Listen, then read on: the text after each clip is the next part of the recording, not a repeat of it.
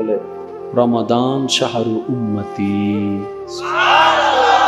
রমজান হচ্ছে আমি নবীর উম্মতের মাস। তাহলে রজব আল্লাহর, শাবান নবীর, রমজান আমাদের। শব্দটা একটু বড় করে বলেন না, রমজান। তাই তো নবী রাহমাতুল্লিল আলামিন রজব যখন আসতেন উম্মতদেরকে আমলের প্রতি তাগিদটা একটু বাড়াই দিতেন। বলে যে রমজানের প্রস্তুতি এখন থেকে নেওয়া শুরু করো, সুবহানাল্লাহ। আর আল্লাহর দরবারে ফরিয়াদ করতেন, আল্লাহ আমাদেরকে রজব থেকে রমজান পর্যন্ত তুমি পৌঁছায়া দাও। আর একটু জোরে এবার দেখেন, রজব কার মাস? জোরে বলেন না। এবার বলেন মাস কয়টি? 12টি। মাস কয়টি? মুহররম,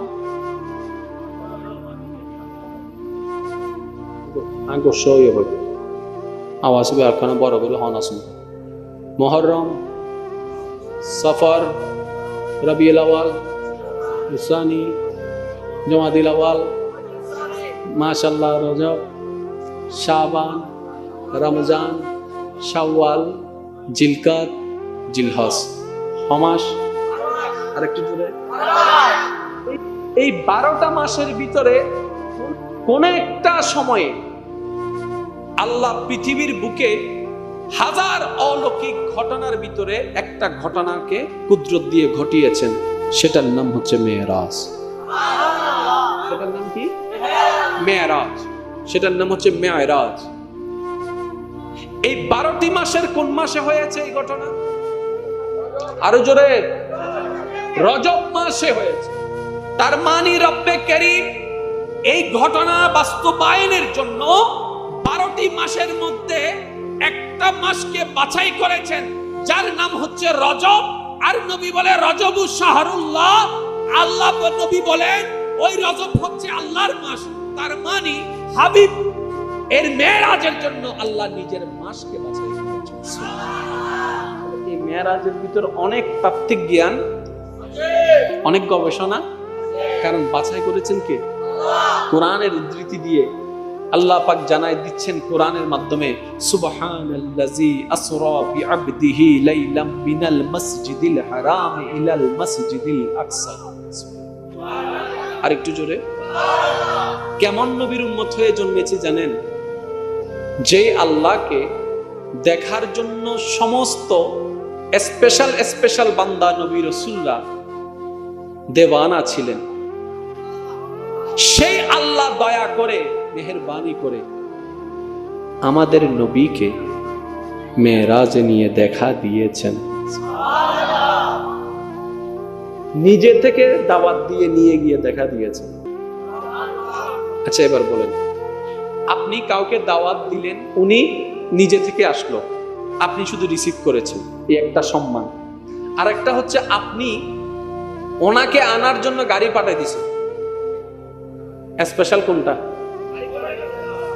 নমাদত্ত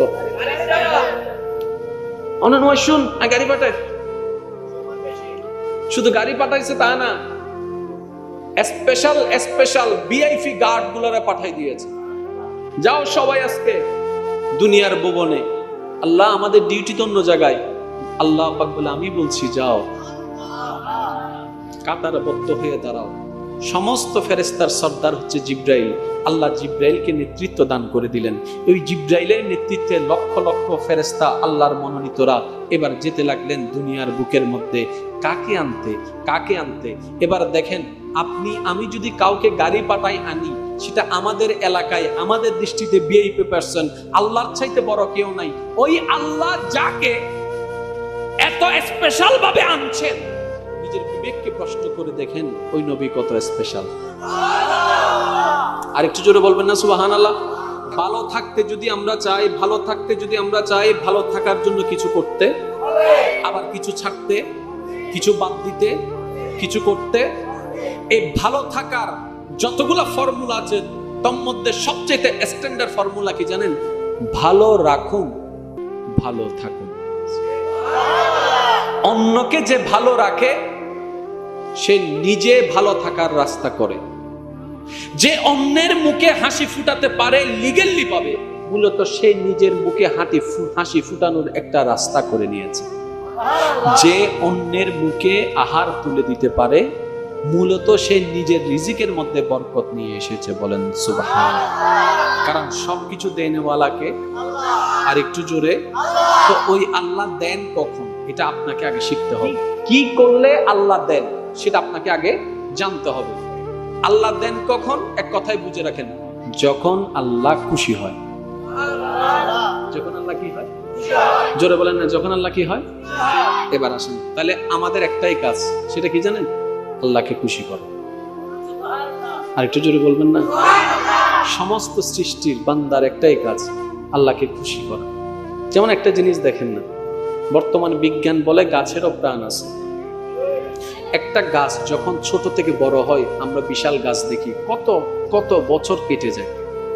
যখন সেই গাছটাকে ঘর বানানোর জন্য আমরা কাটতে শুরু করি, গাছে তো কখনো বাধা দেয় নাই, গাছে তো কখনো আমাদের উপর আক্রমণ করে নাই।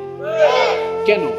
কারণ গাছ জানে, আমি যদি যার জন্য রব আমাকে সৃষ্টি করেছেন সে মানুষকে যদি আমি গাছ খুশি করতে পারি, আমার রব আমি গাছের উপর খুশি হয়ে যাব। রক্ত প্রবাহিত করলে অন্যায়, পুলিশ এসে অ্যারেস্ট করে নিয়ে যাবে। কিন্তু একটা গরু, ছাগল, যখন মুরগি যখন আমরা জবে করি, কই পুলিশ তো আসে না, অ্যারেস্ট মামলা তো হয় না। আমি তো একটা হত্যা করলাম, তখন পুলিশ আইন বলে এটা মানুষের জন্যই স্রষ্টা সৃষ্টি করে দিয়েছেন। এবার আমি আপনাদেরকে একদম শর্টকাট বলি, বুঝার চেষ্টা করব। একজন সন্তানের উপর সবচেয়ে বড় অধিকার কার? মা বাবার। কারো কোনো দ্বিমত আছে? যেমন আমাকে আমার মা বাবা জন্ম দিয়েছে, সুতরাং আমার উপরে যতজনের অধিকার আছে, সবচেয়ে সৃষ্টির ভিতরে অধিকার হচ্ছে আমার মা এবং বাবা। এই মা বাবা দুইজনের মধ্যে সবচেয়ে অধিকার কার বেশি? আমি বলবো না, আপনারা বলবেন। এবার আপনার এলাকায় যদি কোনো মা সন্তান ডেলিভারি করার পরে, প্রসব করার পরে নিজে যদি গলা চিপে মেরে ফেলে, পুলিশ আসবে নাকি আসবে না? আমি সবার মুখে শুনতে চাই। অ্যারেস্ট করবে কি করবে না? এবার মাকে যখন পুলিশ অ্যারেস্ট করতে গেল, মা বলল আমি পেটে রাখছি, আমি ঘুমাইতে পারি নাই, আমি জন্ম দিয়েছি, এটা আমার সন্তান, আমি হত্যা করেছি, অ্যারেস্ট করবা কেন? পুলিশ কি বলবে? হতে পারে আপনি পেটে রেখেছেন, হতে পারে আপনি তাকে পেটের মধ্যে লালন পালন করেছেন, হতে পারে আপনি তাকে জন্ম দিয়েছেন, কিন্তু সন্তান যেমন আপনার, এর চেয়ে বড় সত্য হচ্ছে এটা বান্দা আল্লাহর। আপনি আপনার সন্তানকে হত্যা করেছেন, আমাদের কোনো আপত্তি নেই, কিন্তু আপনি রবের বান্দাকে হত্যা করেছেন। মা হন আর বাপ হন, আপনাকে আইনের আওতায় আসতে হবে। এবার এই কনসেপ্টটাকে মাথায় নিয়ে একটু খেয়াল করে দেখেন, মূলত আপনি আমি পৃথিবীর কারো না, মা বাবা তো দূরের কথা, কারোই না, আমরা শুধু একমাত্র রবের। সেজন্য যখন দেহ থেকে রূহটা বের হয়ে যায়, অন্ধকার কবরটা আমাদের জন্য দুশমনরা খনন করে না, আপনজনরাই খনন করতে চলে যায়। চাটাই দেওয়ার জন্য বাঁশগুলা দুশমনরা কাটে না, পরিচিতরাই কাটে। ঘর থেকে চিরচেনা ঘর থেকে, ছোটবেলা থেকে বড় হওয়া সেই ঘর থেকে দুশমনরা ভাই বের করে দেয় না, আপনরাই কাঁধে তুলে বের করে। তাহলে এই অন্তিম মুহূর্তে জগতের সবাই জানে, পরিবারের সবাই জানে, আমরা একলা রুমে থাকতে পারি না, ভয় লাগে। অন্ধকার রুমে থাকতে ভয় লাগে। রাত্রে কোনো কাজ শেষ করে গভীর রাত হয়ে গেলে আসতে একা ভয় লাগে, যদিও চেনা রাস্তা তারপরও ভয় লাগে। এই ভয় পাওয়া মানুষটাকে যখন কবরের দিকে নিয়ে যাচ্ছে, হয়তো সে চিৎকার করছে, শোনার মতো কানটা আমাদের কাছে নাই। একদিন আমরা চিৎকার করব, শোনার মতো কেউ থাকবে না। আপন জনেরাই যখন কবরের দিকে নিয়ে যাবে, আমরা হা হুতাশ করব, কাকে আপন ভাবলাম। এটা তো আপনের নিদর্শন নয়, এটা তো ভালোবাসার মানুষের নিদর্শন নয়। যতই জান পরাণ দিয়ে আপনার জন্য কলিজা কেটে খাওয়াই দেখ না কেন, যদি একবার বলেন ঠিক আছে তুমি আমাকে এত ভালোবাসো, আসো না একটু আমার সাথে কবরে একটা মিনিট থাকো, বলে যে তোমার ভালোবাসা তোমার কাছে তোমার সাথে আমি যাব না। কিন্তু দেখেন নবী রাহমাতুল লিল আলামিন কত ভালোবাসে উম্মতকে। উম্মত নবী বলে, উম্মত রে, কেউ যখন তোর পাশে থাকবে না, আমি নবী রাহমাতুল লিল আলামিন তোর সাথে থাকবো। এবার নিজের বিবেককে একটা প্রশ্ন করেন না, আচ্ছা বন্ধু কাকে বলে? বিপদে যে হাত ছেড়ে দেয় নাকি হাত ধরে রাখে? বন্ধু কাকে বলে, আপন কাকে বলে? যে আপনার বিপদে চোখ ঘুরাই ফেলে নাকি আপনাকে সাহায্য করে? এবার এই কনসেপ্টটাকে সামনে রেখে যখন আপনি সবচেয়ে বড় পরীক্ষা কি? মৃত্যু। কথা বলেন না, সবচেয়ে বড় পরীক্ষা কি? আর সবচাইতে লম্বা রাত হচ্ছে কবরের রাত। সবচেয়ে কঠিন বিচার হচ্ছে হাসর। এই তিনটা জায়গায় দেখেন, আপনার আমার পরিবার আপন বলতে কেউ নাই, কিন্তু আল্লাহর রহমত আছে, নবী রাহমাতুল লিল আলামিন আছে। বলেন সুবহান। এই মানার বিষয়টা চলে আসলে তখন কিন্তু আর ঝগড়া করে কোনো লাভ। এবার বলেন তো, আপনার সবচেয়ে ভালো বন্ধুকে, আপন বন্ধুকে? আপনি যদি একটু ঠান্ডা মাথায় খেয়াল করেন, দেখবেন আল্লাহ এবং নবী ছাড়া দ্বিতীয়। এবার নিজেকে প্রশ্ন করেন একবার, যে ছেড়ে দিবে হাত, তার জন্য কত কেঁদেছি। যে ছেড়ে দিবে একদিন, তার জন্য কত করেছি। আর যাদের রহমত আমাদেরকে আপন করে নিবে, কয়টা সিজদা সেই আল্লাহর দরবারে দিতে পেরেছি, কয়বার দরুদ নবীর জন্য পড়তে পেরেছি। তর্কের দরকার নেই, নিজেকে প্রশ্ন করি। সেজন্য আমি প্রায় সময় একটা কথা বলি, অন্যের দোষ অনেক দিন ধরেছি, অনেক দিন খুঁজেছি, এখন থেকে আর নয়। কারণ অন্যের হিসাব আল্লাহ আমার থেকে নিবে না, আমার হিসাব আমার থেকে নিবে। আসুন না শয়তানের পদাঙ্ক টাকা বাদ দিয়ে একটু রহমানের নজরটা, দয়ার নজরটা পাওয়ার আশায় অন্যের দোষ না খুঁজে নিজেকে শুধরানোর একটু চেষ্টা করি। সেজন্য আমি প্রায় সময় বলি, অন্যের দোষ খোঁজার ক্ষেত্রে, কারো দোষ খোঁজার ক্ষেত্রে দূরবীন নয়, আয়নার ব্যবহার করুন। কারণ দূরবীন আপনাকে অন্যজনকে দেখাবে, কিন্তু আয়নাতে যখন দাঁড়াবেন অন্যজন আর দেখবেন না, নিজেকে নিজেই দেখবেন। যখন নিজেকে আয়নার মধ্যে দেখবেন, অতীতকালের সমস্ত গুনাহ আপনার সামনে ভেসে উঠবে। তখন আর অন্যকে দোষারোপ করার ইচ্ছাও জাগবে না।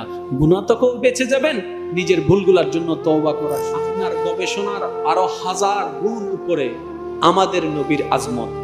কারণ উনি অর্জন করেনি। একটা খেয়াল করবেন জিনিসটা, একটা হচ্ছে অর্জন করা আর একটা হচ্ছে পাওয়া। আপনি সম্পদ কামালেন, এটা একটা কথা। আপনাকে আপনার দাদা বাবা সম্পদ দিল, এটার একটা কথা। তাহলে নবী রাহমাতুল লিল আলামিনের ভিতরে যা আছে, একটাও নবীর অর্জন নয়, সব এমন সত্তার দেওয়া যিনি ইন্নাল্লাহা আলা কুল্লি শাইইন কাদির, যার কর্মে, যার চিন্তায়, যার আদেশে কোনো প্রকার ভুল ওই আল্লাহ দিয়েছেন নবী। যদি নবী পড়ালেখা করে অর্জন করতেন তাহলে একটা কথা ছিল, নবী অর্জন করে সব আল্লাহ নবীকে দান করেছেন। ইন্না আতাইনা কাল কাউসার। এবার একটু খেয়াল করেন, নবীর ভিতরে যা আছে দিয়েছেন কে? একটু সবাই মিলে বলেন, দিয়েছেন কে? কোন আল্লাহ? যার দেওয়ার মধ্যে কোনো ভুল। নবীর ভিতরে যা আছে দিয়েছেন কে? যার দেওয়ার মধ্যে কোনো কমতি। এবার আমি আপনাদেরকে ঠান্ডা মাজাজে বললে আপনারা একটু বুঝতে পারবেন। আমাদের প্ল্যানিং কয় বছরের হয়? 5 বছর, 10 বছর, 20 বছর, বেশির থেকে বেশি 25 বছর। দিন যতদিন আমাদের ক্যাপাসিটি আছে আমরা প্ল্যানিং এতটুকু করি। অনেকে দেখবেন এখন ঘর বানানোর সময় এমন ভাবে ঘর বানাই, আমি, আমার ছেলে মেয়ে, আমার নাতিরাও যেন থাকতে, এরকম একটা প্ল্যানিং। বেশি থেকে বেশি নাতি পর্যন্ত। তাহলে আপনার থেকে নাতির দূরত্ব বেশি থেকে 100 বছর। তাহলে আমাদের প্ল্যানিং ধরলাম 100 বছর, আল্লাহর প্ল্যানিং, আল্লাহর প্ল্যানিং তা কিয়ামত পর্যন্ত। আমাদের জ্ঞান যতটুকু, আমাদের প্ল্যানিং ততটুকু। সত্যও হতে পারে, মিথ্যাও হতে পারে, কিন্তু আল্লাহ পাক যখন মেজারমেন্ট করেন এটার মধ্যে কোনো ভুল। এবার আমার আল্লাহর ইচ্ছা হচ্ছে নবী ইসলামকে কিয়ামত পর্যন্ত আমি আল্লাহ পৃথিবীর মধ্যে টিকায় রাখবো। তার মানে ইসলামের মধ্যে আল্লাহ সেই কোয়ালিটি দান করে দিয়েছেন। আল্লাহর ইচ্ছা হচ্ছে কোরআনকে কিয়ামত পর্যন্ত আমি পৃথিবীর বুকে টিকায় রাখবো। আল্লাহ কোরআনের মধ্যে সেই কোয়ালিটি দান করেছেন। আল্লাহর ইচ্ছা হচ্ছে আমার নামের পাশে আমার মুস্তাফার নাম দিয়ে কিয়ামত পর্যন্ত আমি ইসলামের কালিমাকে টিকায় রাখবো। আল্লাহ নবীর মধ্যেও সেই কোয়ালিটি দান করে দিয়েছেন। আমার সাথে সাথে বলুন ওয়ারাফানা, মাশাআল্লাহ, ওয়ারাফানা। আওয়াজটা মনে আর একটু বড় হতে পারে। ওয়ারাফানা,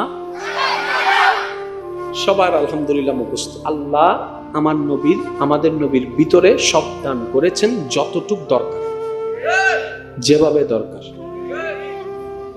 এবং প্রকাশ করার অনুমতিও দান করে দিয়েছেন। সুবহানাল্লাহ। এবার একটু আয়াতটা খেয়াল করেন, বলেন ওয়ারাফানা বলছেন কে? কার ব্যাপারে? নবীর ব্যাপারে। কার ব্যাপারে? এই নবীটা কাদের? এই নবীটা কাদের? আল্লাহ বলছেন আমাদের নবীকে।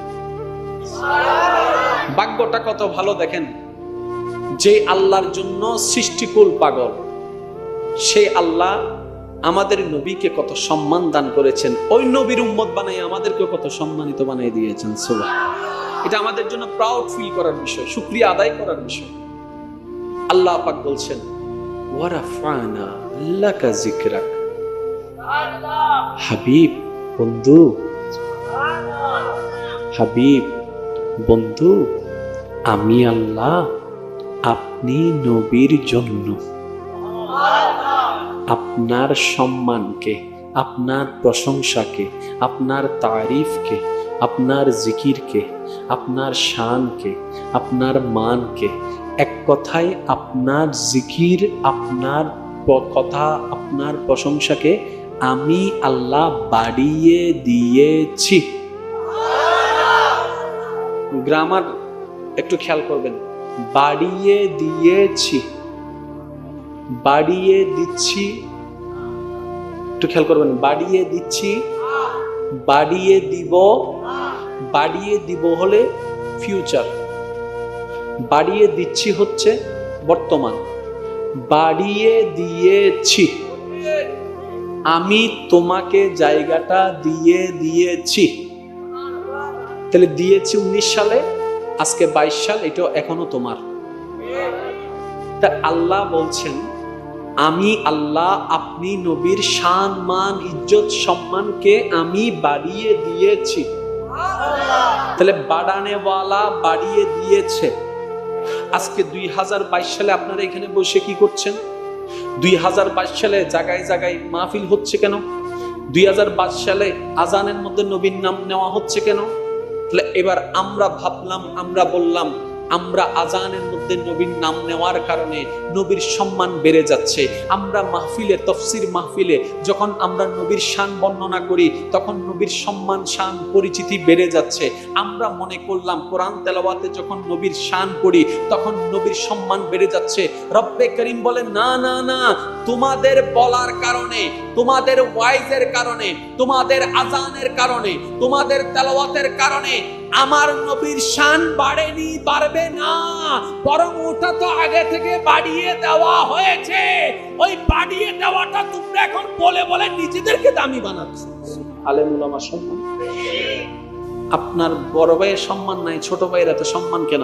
বলে যে ছোট ভাইয়ের হৃদয়ে কোরআন স্থান পেয়েছে, ছোট ভাইয়ের হৃদয়ে নবীজির হাদিস স্থান পেয়েছে, মুখের মধ্যে নবীজির সুন্নত স্থান পেয়েছে, পোশাকে ইসলামের পোশাক সৌন্দর্য ফুটে উঠেছে।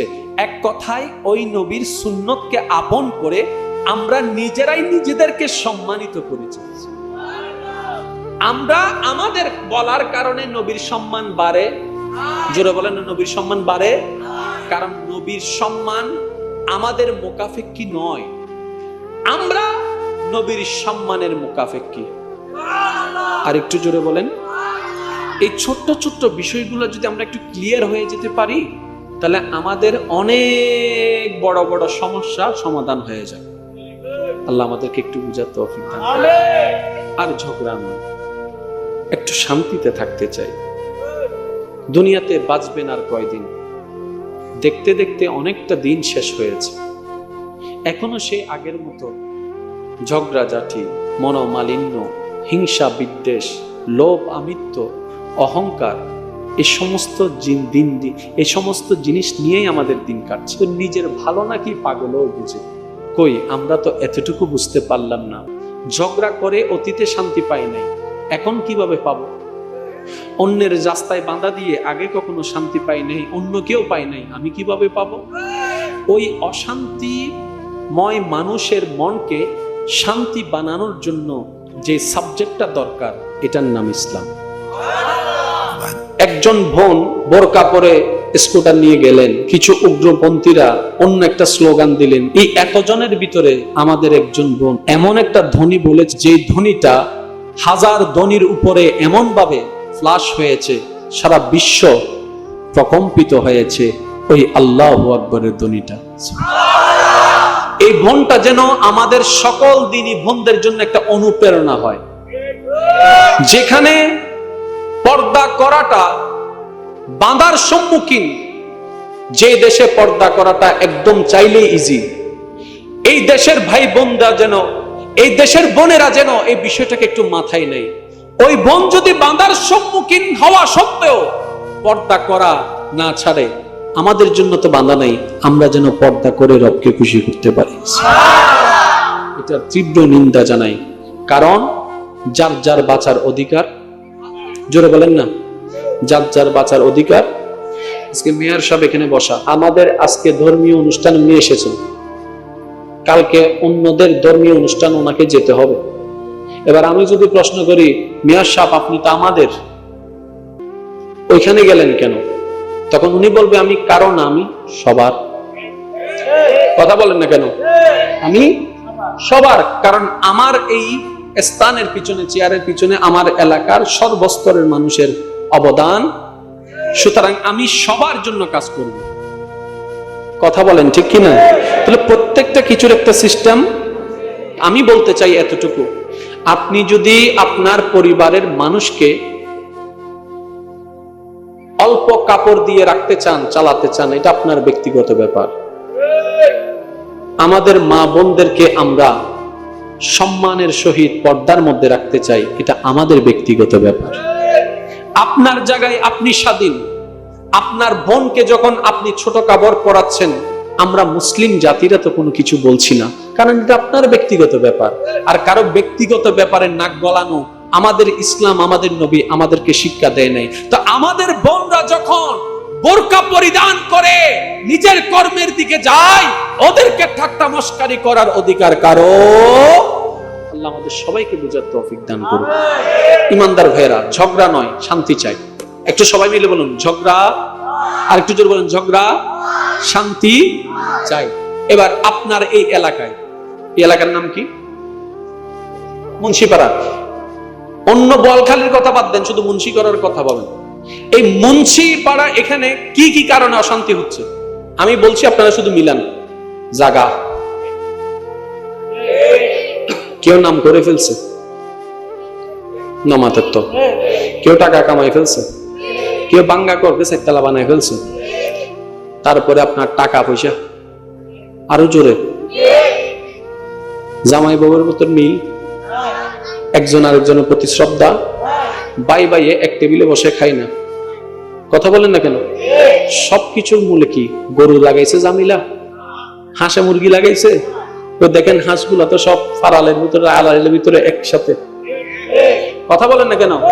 মুরগিগুলো আড়াইলের ভিতর একসাথে, গোয়াল ঘরের মধ্যে গরুগুলো সব একসাথে। আমরা একসাথে থাকতে পারছি না, অথচ পিএইচডি তারা করে নাই, আমরা করছি। সার্টিফিকেট তারা পাই নাই, আমরা পেয়েছি। স্কুল কলেজে তারা যায় নাই, আমরা গিয়েছি। শিক্ষকের কাছে তারা পড়ে নাই, আমরা পড়েছি। আমরা দুনিয়াবি জাস্ট কল শিক্ষিত হয়ে মিল থাকতে পারলাম না। আর কাক পড়ালেখা ছাড়া মিল আছে? একটা কাক যদি এখানে মরে, তাহলে একটু খেয়াল করে দেখেন তো, কাকের সামনে তো আমরা কিচ্ছুই না। যদি কাকের জবান থাকতো, সে এমন কথা বলতো আমাদের মাথা নিচু করে থাকা ছাড়া দ্বিতীয় কোনো উপায়। কিন্তু দেখেন, এই কাক সিদ্দিকে আকবরকে কোনো কথা শোনাতে পারবে না, এই গরু ওমর ফারুককে কোনো কথা শোনাতে পারবে না, এই হাঁস মুরগি ওসমান গনিকে কোনো কথা শোনাতে পারবে না, আমাদেরকে পারবে। কেন? ওই সাহাবায়ে কেরাম রাসূলের সুন্নাত কেমন ভাবে আপন করে নিয়েছেন, মানুষের মতো মানুষ ওনারা হয়েছেন, আমরা তো রূপের মানুষ হয়েছে। আপনি সারা দুনিয়ার সম্পদ কামালেন, এই সম্মানের এই টাকার কি দাম আছে একটা বার ভেবে দেখুন তো, কিচ্ছু দাম। রাতের বেলা ঘুমটা যদি আপনার প্রশান্তির ঘুম না হয়, এক কোটি টাকার খাটের দাম কি? ওই কোটি টাকার খাটের চাইতে তো ওই জায়গাটা অনেক ভালো, যে ভ্যান গাড়ির উপরে একজন মানুষ নিশ্চিন্ত মনে চোখ বন্ধ করে ঘুমাই পড়েছে। তাহলে আপনি আমি কিসের পিছনে দৌড়াচ্ছি? কই, সেখানে তো সুখও নাই, শান্তিও নাই। আল্লাহর ওয়াস্তে এই কনসেপ্টটা একটু মাথায় বসান। আপনি যখন অন্যকে নামাতে চাইবেন, মূলত আপনি নিজেকে নামাচ্ছেন। এই কনসেপ্ট একটু বুঝেন। আপনি যখন অন্য কাউকে নামানোর জন্য প্ল্যানিং করছেন, বদনাম করছেন, প্যাচ লাগাচ্ছেন, মূলত আপনি নিজেকে নামাচ্ছেন। কিভাবে? আপনি চিন্তা করছেন 2022 সালের কথা, কিন্তু আপনি তো জানেন না 23 সালে কি হতে যাচ্ছে। ওই 23 সালে গিয়ে আপনার জন্য অধঃপতন চলে আসবে। সেজন্য আমরা প্রায় সময় বলি, অন্যের জন্য যে গর্ত করে সে গর্তে সে নিজে পড়ে। ইসলাম বলে অন্যের জন্য গর্ত করিও না, তুমি তোমার সামনের জনকে প্রশংসা করতে থাকো, তুমি একজন নিচে নামতেওয়ালাকে তুমি উপরে তুলতে থাকো, একজন অসহায়কে তুমি সাহায্য করতে থাকো। তুমি এইদিকে রবের সৃষ্টির জন্য করে যাবা, রব তোমার জন্য জীবন সহজ করে দিবে। এটা হচ্ছে কনসেপ্ট। আমি কি বুঝাতে পারলাম? নবী রাহমাতুল লিল আলামিন হুজরা শরীফে বসা, হঠাৎ করে একজন ক্ষুধার্ত অভাবী আসলেন। আসার পরে নবীকে বললেন, ইয়া রাসূলুল্লাহ, আমি খুব ক্ষুধার্ত, আমার বাচ্চা মেয়েটা খুব ক্ষুধার্ত, কিছু যদি সাহায্য করতেন। নবী রাহমাতুল লিল আলামিন সাথে সাথে অন্তর্মহলে গেলেন। যাওয়ার পরে জিজ্ঞেস করলেন আম্মা জানকে, কি আছে? বলে যে 2টা খেজুর আছে। কয়টা খেজুর আছে? এতগুলা মানুষ, খেজুর আছে মাত্র 2টা। নবী বললেন, ওই 2টা আমাকে দাও। মাত্র শেষ সম্বল 2টা খেজুর। ওই অভাবী আসার কারণে নবী রাহমাতুল লিল আলামিন, আপনার নবী, আমার নবী, আমাদের নবী, 2টা খেজুর নিয়ে চলে আসলেন। আসার পরে সে ক্ষুধার্তকে একটা দিলেন, ওনার মেয়েকে একটা দিলেন। ভিতর থেকে আওয়াজ আসে, আমাদের জন্য, আমাদের জন্য, আমাদের জন্য, আমাদের জন্য। নবী রাহমাতুল লিল আলামিন কি বললেন একটু শুনেন। নবী বললেন, যার সৃষ্টিকে খাওয়িয়েছি ওই স্রষ্টাই আমাদেরটা ব্যবস্থা করে দিবে। যার কিচ্ছু নাই ভাই, সে যদি অল্প পায় না, অনেক কিছু। এবার দেখেন, ক্ষুধার্ত মা, ক্ষুধার্ত মেয়ে যখন একটা খেজুর পেলেন, এবার তাদের ক্ষুধার যন্ত্রণাটা কিছুটা লাঘব হবে ভেবে মনটা আনন্দিত হয়েছে। এদিকে বান্দার মন আনন্দিত হয়েছে, এদিকে রহমান খুশি হয়ে গিয়েছে। এবার ইমানদার ভাইয়ের আওয়াজ দিয়ে বলুন তো, রিজিকের মালিক কে? রিজিকের ব্যবস্থা করে দেন কে? সাগরের নিচে গভীর জলের মধ্যে, সমুদ্রের মধ্যে ওই মাছের মুখে আহার তুলে দিচ্ছেন কে? জঙ্গলের ভিতরে, গহীন জঙ্গলে যেখানে সূর্যের আলো হয়তো পড়ে না, সেই জায়গায় একটা ছোট্ট পিঁপড়া রিজিকের ব্যবস্থা করে দিচ্ছেন কে? এবার সেই আল্লাহ কি করলেন দেখেন। ওই অভাবী যখন ওখান থেকে প্রস্থান করলেন, কিছুক্ষণ পরে একজন আরবি মানুষ এক থালা খাবার নিয়ে নবী রাহমাতুল লিল আলামিনের দরবারে উপস্থিত হলেন। হাদিয়া শরীফ, সুবহানাল্লাহ। দিয়েছেন কয়টা? জোরে বলেন, দিয়েছেন কয়টা? খাবার আসলো এক থালি। এবার সেই থালির খাবারটা নবী রাহমাতুল লিল আলামিন আরো যারা আছে তাদেরকে বন্টন করতে লাগলেন, বন্টন করতে লাগলেন, বন্টন করতে লাগলেন, বন্টন করতে লাগলেন, দিতে থাকলেন, দান করতে লাগলেন। সুবহানাল্লাহ। যতটুকু ঘরের জন্য দরকার ঘরের মধ্যে পাঠাই দিলেন। এবার এই নবীর জীবনীকে আল্লাহ পাক কি বলেছেন? উসওয়াতুন হাসানা। হে আমার বান্দারা, তোমরা যদি পাওয়ার জন্য সত্যিকার আগ্রহী হও, তোমরা যদি নিজেদের সফলতা চাও, আমার নবীর জীবন চরিত্র ছাড়া দ্বিতীয় কোনো ওয়ে, দ্বিতীয় কোনো রাস্তা তোমাদের জন্য আমি রাখি নাই। নিজের আপন মানুষ, রক্তের মানুষের তো দাম সত্যি করে বলেন তো, আপনার আপনজন যারা কবরে গিয়েছে, কবরে আছে, কতজন আপনের কথা আপনার মনে পড়ে? লাস্ট 1 মাসে আপনার কয়জন কবরবাসী আপনের কথা আপনার মনে পড়ছে? মনে করে আপনি কান্না করেছেন, খাবার বন্ধ করে দিয়েছেন, কাজ বন্ধ করে দিয়েছেন। প্রশ্ন করে দেখেন, কাজ বন্ধ করা তো দূরের কথা, মনেও পড়ে নেই। আরে সবচেয়ে আপন কে? মা বাবা। একটা সময় গেলে মা বাবা যে কবরে শুয়ে আছে, সন্তান দোয়া পড়তেও মনে থাকে না। Ajmer recording. Subscribe, like, comment, share করুন। ধন্যবাদ। আপনি যদি চান আপনার সম্পদ না কমুক, নবীর সে জীবনীকে আপনাকে অনুসরণ করতেই হবে, দ্বিতীয় কোনো রাস্তা নেই। এক কথায় বলেন, আমরা যারা আছি সত্যিকার ভাবে আমরা কি কেউ সুখে আছি? জোরে বলেন না। কেন নাই? ওই আল্লাহর বিধান থেকে দূরে সরে যাওয়ার কারণে। সেজন্য আমি প্রায় সময় একটা কথা বলি, আজকেও বলছি, আল্লাহর সাথে কানেকশন ছাড়া যদি আপনি প্রাসাদেও থাকেন, অন্তর কখনো প্রশান্তি হবে না। কিন্তু রবের রহমতের সাথে যদি কানেকশন থেকে আপনি গাছতলাও বসে থাকেন, প্রশান্তির ছোঁয়া, প্রশান্তির বাতাস আপনার দেহকে বারবার ছুঁয়ে যাবে। কারণ হুয়াল্লাযী আনজালাস সাকিনাতা ফি কুলুবিল মুমিনিন, যে শান্তি দাতার সাথে সম্পর্ক রাখতে পারে তার ইহজগতও শান্তি, পরজগতও শান্তি হয়ে যায়। সুবহানাল্লাহ। ভাইজান, একটু আর কতদিন চলবে এই নিয়মে? সত্যি করে বলেন তো, আজকের এই দিনে যেমনে যা চলার, যেভাবে মন চেয়েছে আমরা সেভাবে চলেছি। সে একজন সুখে আছেন বলে দাঁড়ান তো দেখি, হয়তো এদিকে সুখে থাকলে এদিকে দুঃখী, 5 মিনিট সুখে থাকলে 10 মিনিট দুঃখী। সুখটা খুব অল্প সময়ে আসে, কিন্তু দুঃখের সময়টা অনেক বেশি। মনে রাখবেন একটা কথা, দুঃখ, কষ্ট, যন্ত্রণা এটা মুমিনদের জন্য একটা বড় নিয়ামত। মন মতো সুবহানাল্লাহ হয় না? আরো জোরে আরেকবার বলছি, আওয়াজটা যেন বড় হয়।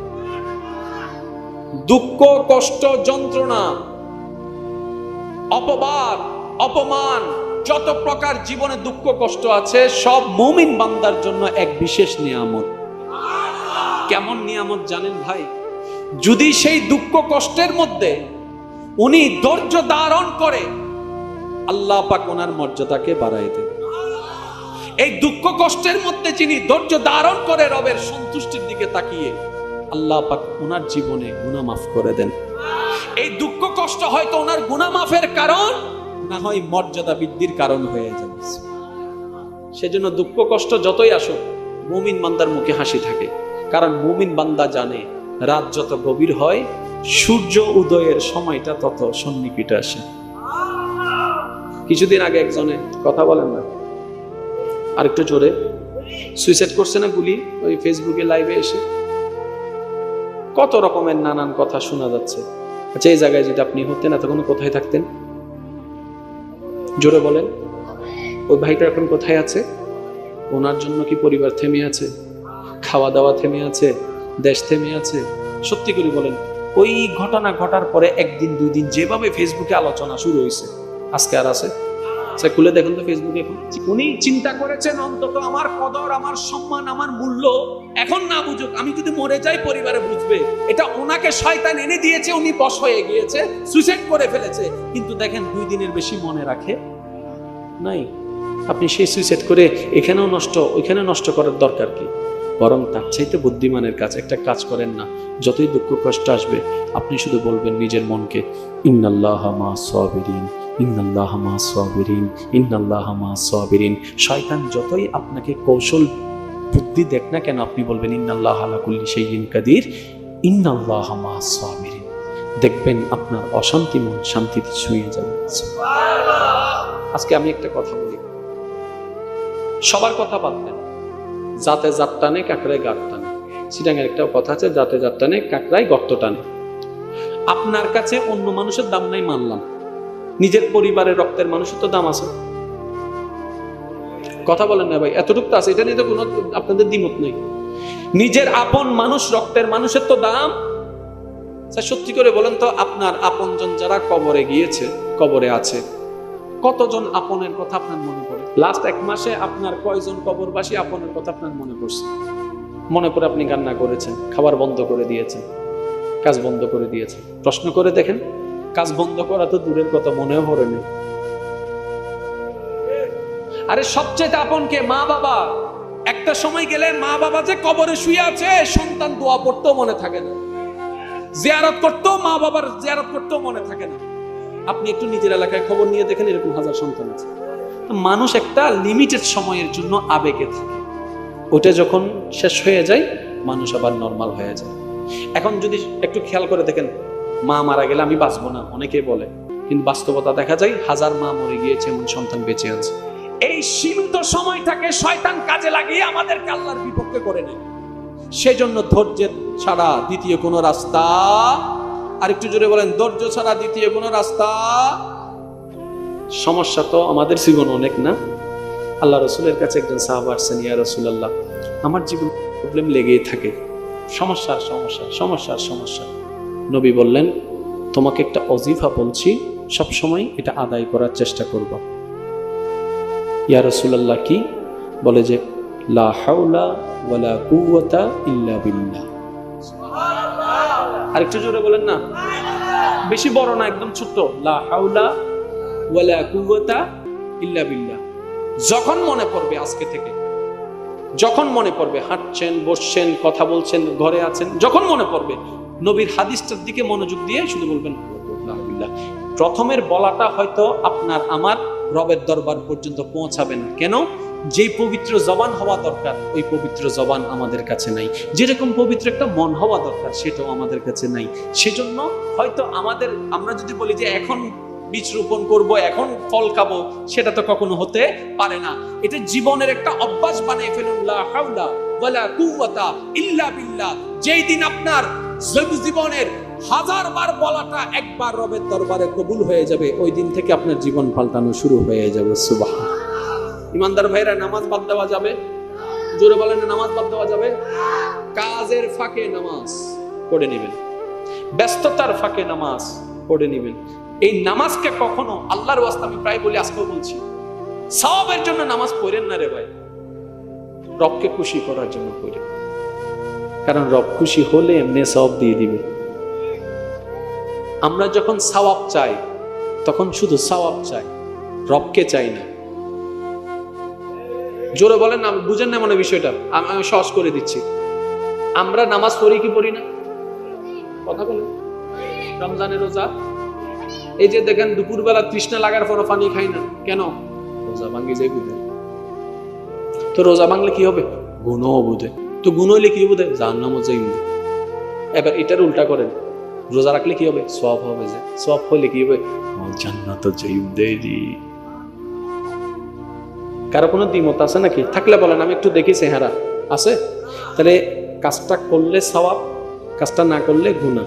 করলে সওয়াব পাইলে জান্নাতে যাব, না করলে গুনাহ হলে জাহান্নামে যাব। তার মানে করি যে জাহান্নামের ভয়ে, করি যে জান্নাতের লোভে। আল্লাহ কই? আল্লাহর জন্য কি করলাম? আফসোস এই জায়গায়, রব বলে তুমি যদি জাহান্নামের ভয়ে নয়, আমি নারাজ হব সেই ভয়ে, জান্নাতের লোভে নয়, আমি আল্লাহকে খুশি করার প্রয়াসে যদি করতা, সওয়াবে সওয়াব পেতা। জান্নাত তোমার খোঁজা লাগতো না, জান্নাত তোমাকে খুঁজে নিত। সেজন্য আমি বলি একটা কথা, কিছু মানুষ জান্নাত খুঁজে, কিছু মানুষ জান্নাত খুঁজে। আল্লাহর সৃষ্টিতে এমন কিছু স্পেশাল মানুষ আছে রে ভাই, যাদেরকে জান্নাত নিজেই রবের কাছে ফরিয়াদ করবে, আল্লাহ অমুককে একটু আমাকে দাও, অমুককে একটু আমাকে দাও, অমুককে একটু আমাকে দাও, অমুককে একটু আমাকে দাও, আল্লাহ অমুকের ছেলে অমুককে একটু আমাকে দাও। এবার আমরা প্রশ্ন করলাম, ও জান্নাত, আমরা তো সবাই তোমাকে খুঁজি, তুমি খুঁজো কাকে? জান্নাত বলে, যে আমার রবকে খুঁজে আমি জান্নাত। তর্কবাদে নিজেকে প্রশ্ন করো, যা করেছি জান্নাতের জন্য করেছি, রবের জন্য এখনো করতে। সেজন্য আমাদের করাটা করাই হয়, কাজে কাজ কিচ্ছু। যেমন আপনি যদি কোন একটা গর্তের মধ্যে পানি যদি জমান, কিংবা কোন একটা পলিথিনে যদি পানি নেন, ছিদ্র থাকলে পানিগুলা থাকবে? এই যে আমি ফরিয়ান না ফরিয়ান, অন্তত জুমার নামাজ তো পড়ছি, কথা বলেন না? জুমার দিন আমরা অন্তত নামাজ পড়ছি কি পড়ি নাই? সূরা ফাতিহা, জোরে বললে খুশি হব, সূরা ফাতিহা, তাসবিহ, রুকু করছি তো। এই 2 রাকাতের যে নামাজটা ধরেন 2 রাকাতের জন্য এতটুকু নূর হয়েছে, কতটুকু? একদম এতটুকু। তাহলে সারা জীবনে যদি 2 রাকাত করে ধরেন তাহলে আপনার নূর হওয়া দরকার এতটুকু। এবার নূরগুলো কি মাথায় থাকবে না অন্তরে? জোরে বলেন। এবার নূরগুলো অন্তরে স্থান পেয়েছে। তাহলে নূর যেখানে থাকবে হিংসা থেকে থাকবে, কিন্তু বাস্তবতা দেখেন হিংসা আছে, নূর নাই। অহংকার আছে, নূর নাই। লোভ আছে, নূর নাই। কিরে ভাই ব্যাপার কি? বলে যে গোডাউনে তুমি কোরআন তেলাওয়াতের নূর মওজুদ করার দরকার, নামাজের সিজদার নূর মওজুদ করার দরকার, তুমি হিংসা অহংকার শয়তানের ফাঁদে পড়ে সবগুলা ছিদ্র করে দিয়েছো। তো কামাও অল্প, নষ্ট করো বেশি। টোটাল হিসাবে মাইনাসে প্লাসে মাইনাস। সূত্র ভুল হয় বাংলার কেন? মাইনাসে মাইনাসে মাশাআল্লাহ, প্লাসে মাইনাসে মাইনাসে প্লাসে মাইনাস, মাইনাসে প্লাসে মাইনাস। সুতরাং সেজন্য ওই যে নামাতত্ব, ওই যে এবার আবু বকর সিদ্দিককে দেখেন, ওই যে এবার ফারুক আজমের জীবনে দেখেন, ওই যে এক সময় জাহান্নামী এখন জান্নাতি। চেঞ্জ আসছে না? আসে নাই? এক সময় উগ্র মেজাজি এখন নরম ভালোবাসার মানুষ। চেঞ্জ আসছে কি আসে নাই? এক সময় অন্যের জায়গা দখল করতো, এবার নিজের থেকে দান করে দিচ্ছে। চেঞ্জ আসছে কি আসে নাই? এবার আপনি আমাকে নিজেকে আমরা দেখি, ওই যে এখানে সেই।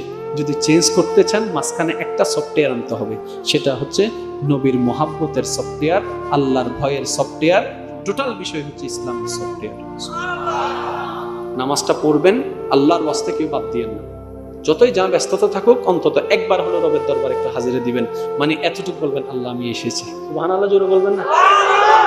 মুয়াজ্জিন যখন ডাক দিবে, আল্লাহু আকবার, আল্লাহু